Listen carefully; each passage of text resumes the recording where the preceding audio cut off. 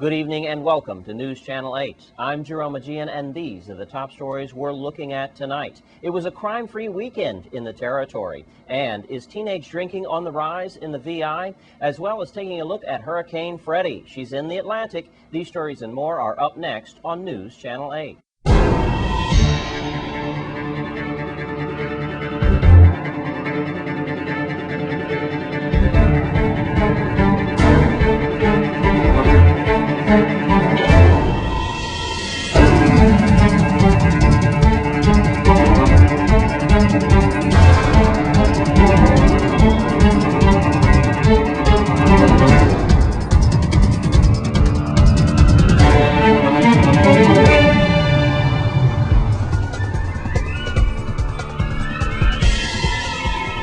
In our top story tonight, it was a crime-free weekend. Of course, there was crime, but not the crime we've sadly become used to here in the Virgin Islands. Here's News Channel 8's Wes Small with more. Thanks a lot, Jerome. And there is good news to report.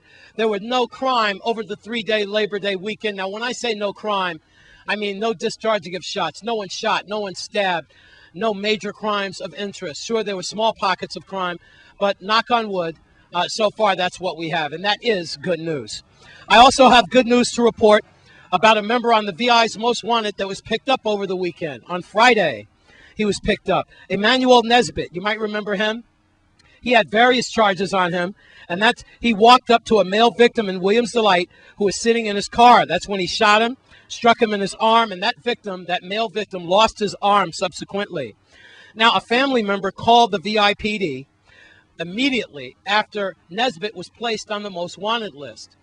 He was not taken into custody or arrested immediately because of an ongoing medical condition.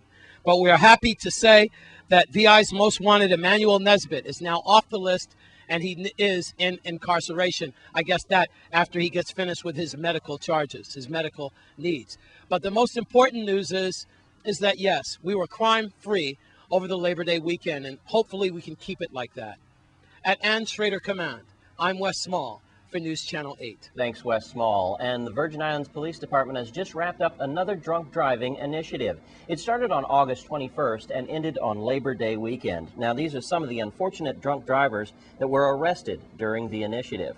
Remember, we just had a drunk driver kill a female jogger recently on St. Croix, and thousands of people lose their lives every year to drunk drivers. And a word to the wise, don't drink and drive. And here on St. Croix, an initiative for underage drinking has come to our community. Here's News Channel 8's Wes Small with more. We just saw what could happen if you are arrested under that drunk driving campaign, and unfortunately now it's publicized on TV. We don't want it to get to that point, and that's why I'm here today with Mr. Alexis George, who is the program coordinator of the St. Croix Unity program. And this is a program geared, nonprofit mind you, but they're geared to save our children, to make sure that they don't get into the world of alcohol and drugs and the like.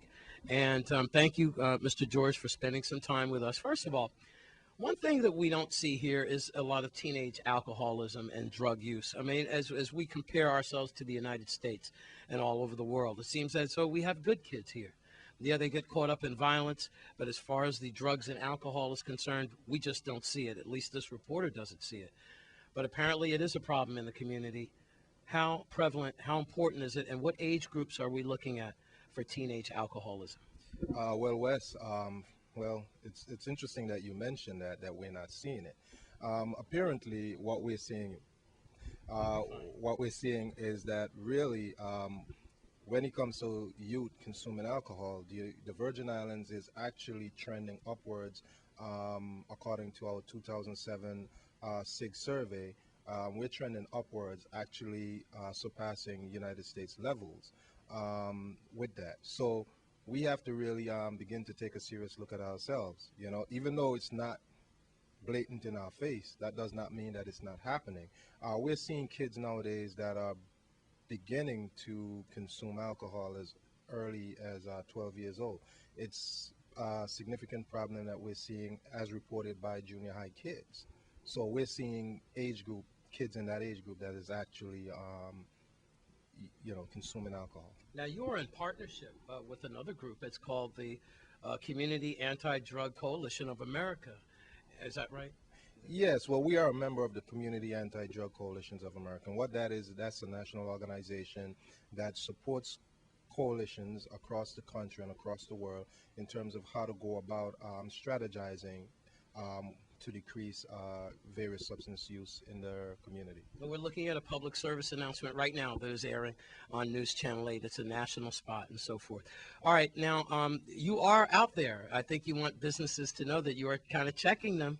Or was I not supposed to put that out? Oh, you're supposed to put it out, Wes. I mean, the more information we put out there in the community about what it is that we're doing, our primary goal is to reduce access to alcohol to minors. So we want it out there. We want all the vendors to know that yes, we're coming at you, and we're gonna do compliance checks. It's a problem. Vendors here are selling without carding, making sure people are 18 and over, and that's a problem because anybody could purchase alcohol. That's true, and most of the business owners I know would not like to jeopardize their license or more importantly, see a young man or woman use their life because of alcohol abuse or so forth. But what are some of the signs that we could tell some of these business owners as these kids try to use possibly fake IDs or they try to get over and buying and consuming alcohol? What are some things that parents and business owners can look for? Well, first of all, I want to say that business owners are pretty good people. I've noticed that when I go out, it's not like they're intentionally selling. A lot of the times things are so moving by so fast that they aren't able to pick up on it. But the one thing I would like to say to most business owners is that if you seem a little suspicious about an individual's age, ask for ID. Anybody that looks younger than 18, I don't care if they're 30, ask for an ID. ID is a part of the law. You must card before you sell any type of alcohol. So if you're not certain about a person's age, at least from your end, you can stop it from your store. You know what I'm saying? So just ask for an ID. When's the last time you got carded? God. Okay. I got you. Okay. That's been such a long time. If that beard was off and the mustache was off, I'd card you. Maybe, but that has been such a long time. I've been having a beard and a mustache since I was a kid. Right. So Wes, I have one more thing to say. We'll be having our town hall meeting that's taking place this Thursday, September 10th. At the DC Connegator Ballpark Community Center, and we're inviting people to come. It starts at 6 and it goes until 8 o'clock in the evening. So we want to ask people to come on out. The whole format is community conversations about reducing access to minors for alcohol. So we want to invite as much people out as possible. Business owners, parents, the youth alike, family members, DC Connegator, right to the meeting place in the ballpark at 6 o'clock this Thursday. The Unity. Thank you very much. All right, I'm Wes Small for News Channel 8. Thanks, Wes Small. And here's a heartwarming story for you. It's about heart defibrillators. Let's take a look. Project Director of the AED Fund at the St. Croix Foundation. An AED is an automated external defibrillator for persons who've experienced sudden cardiac arrest, the #1 killer in the United States. The survival time from collapse to defibrillation is 10 minutes. Within those 10 minutes, each minute that passes reduces the chance of survival by 10%. Without CPR, the survival rate is 0. With the addition of CPR, the survival rate is 6%. With the addition of CPR and an AED, the survival rate is 49 to 74%.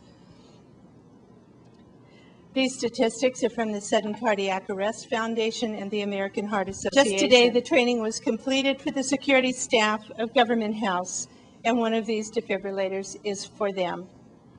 We are all so very proud of these professional men and women who care enough to help their fellow Virgin Islanders and have so enthusiastically embraced the AED CPR first aid training. It is also to the credit of their departments that have allowed this training to take place. Very heartwarming. And stay with us on News Channel 8. We have more after the break.